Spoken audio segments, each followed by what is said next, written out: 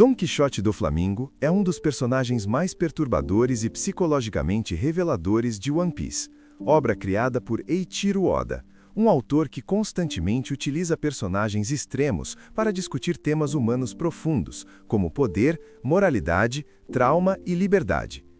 Do Flamingo nasce como um Tenryubito, um dragão celestial, alguém educado desde o primeiro dia para acreditar que o mundo existe para servi-lo. Não se trata apenas de status social, mas de uma construção psicológica. Ele é ensinado a não reconhecer limites, consequências ou empatia. Em One Piece, os dragões celestiais não vivem apenas acima da lei. Eles vivem fora da experiência humana comum. Não aprendem a lidar com frustração, não desenvolvem responsabilidade moral e jamais precisam elaborar perdas. Do Flamingo cresce dentro dessa lógica. Seu eu se forma não em relação ao outro, mas acima do outro. Quando seu pai, Don Quixote Homem, abdica desse status e decide viver como um humano comum, essa escolha provoca um colapso absoluto na estrutura psíquica do filho. A queda não é gradual, é violenta. A criança que era tratada como um deus passa a ser caçada, espancada, humilhada e responsabilizada por um passado que não escolheu. É aqui que nasce a pergunta central deste roteiro. O que acontece quando alguém criado para nunca ser ferido descobre, cedo demais, que o mundo pode esmagá-lo?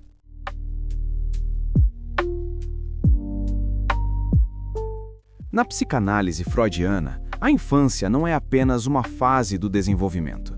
É o terreno onde se formam as bases do ego. Para que o ego se desenvolva de maneira minimamente saudável, é necessário algum grau de estabilidade, previsibilidade e contenção emocional.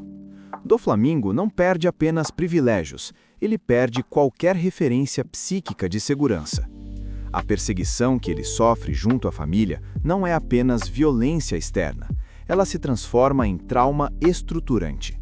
Freud descreve o trauma como uma experiência que ultrapassa a capacidade do psiquismo de simbolizar. Quando isso ocorre, a mente não elabora, ela reage. A cena em que Do Flamingo e sua família são pendurados e torturados pela população comum revela algo essencial. Ali ocorre a inversão total de posição subjetiva. O menino, que nunca foi objeto de nada, se torna objeto absoluto do ódio coletivo. Essa experiência não produz aprendizado moral, ela produz humilhação narcísica extrema. Aqui surge a ferida narcísica. A imagem grandiosa de si, construída desde o nascimento, é destruída sem que exista qualquer estrutura interna para absorver o impacto. Freud afirma que, diante disso, o ego busca defesas radicais. Uma delas é a identificação com o agressor.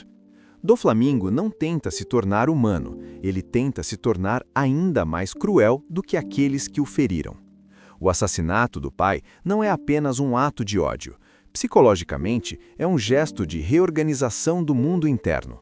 Homem representa a fragilidade, a renúncia ao poder, a aceitação do limite. Para Do Flamingo, aceitar isso significaria aceitar que sua dor foi em vão.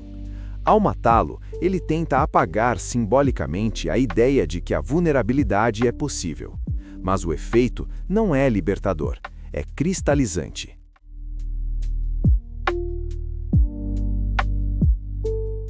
Após a morte do pai, Do Flamingo não reconstrói sua identidade, ele a endurece. A psicanálise descreve esse processo como formação reativa, quando um sujeito transforma aquilo que o feriu em seu oposto absoluto.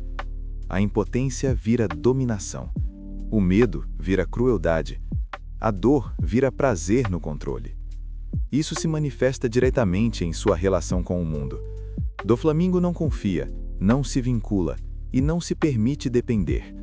Ele constrói uma organização criminosa não como um grupo, mas como uma extensão do próprio ego. Cada membro existe para reforçar sua posição central. Quando ele assume o controle de Dressrosa, isso não é apenas uma conquista política, é a materialização de sua psique. Dressrosa é um reino onde a aparência de felicidade encobre uma estrutura de violência, exatamente como Do Flamingo. Sorriso constante, crueldade constante. Os brinquedos escravizados são talvez o símbolo psicológico mais poderoso do arco. pessoas transformadas em objetos, privadas de memória e identidade, obrigadas a obedecer. Isso reflete diretamente o trauma original de Doflamingo, o medo de ser reduzido a algo descartável. Ele projeta nos outros aquilo que jamais aceita em si. Freud descreve a compulsão à repetição como a tendência do sujeito traumatizado de reviver o trauma, não para curá-lo, mas para tentar dominá-lo. Doflamingo repete incessantemente a lógica da humilhação, agora invertida. Ele não supera o trauma, ele o administra. Sua filosofia explícita de que a justiça pertence aos vencedores revela um superego completamente deformado. Não há culpa, apenas racionalização. Aqui, Nietzsche ajuda a entender. Doflamingo não cria valores, ele os destrói para justificar o ressentimento. Ele não afirma a vida, ele vinga a dor. Quando Corazon surge, ele se torna uma ameaça psíquica real. Ele não ameaça o poder de Doflamingo, mas sua narrativa interna. Corazon demonstra empatia, dúvida, sacrifício. Na lógica freudiana, ele representa o retorno do reprimido, tudo aquilo que Doflamingo expulsou de si para sobreviver. A relação entre os dois revela algo crucial. Doflamingo é incapaz de tolerar ambiguidade emocional. Amor e ódio não coexistem. Vulnerabilidade é intolerável. Quando Corazon protege Ló e desafia silenciosamente a lógica do irmão, Doflamingo reage como o ego reage ao inconsciente que ameaça emergir, com destruição. Ao matar Corazon, Doflamingo não elimina apenas um traidor, ele elimina a última possibilidade de elaboração psíquica. A partir desse ponto, sua estrutura se fecha completamente. Ele escolhe definitivamente o papel de tirano, não por prazer, mas por necessidade.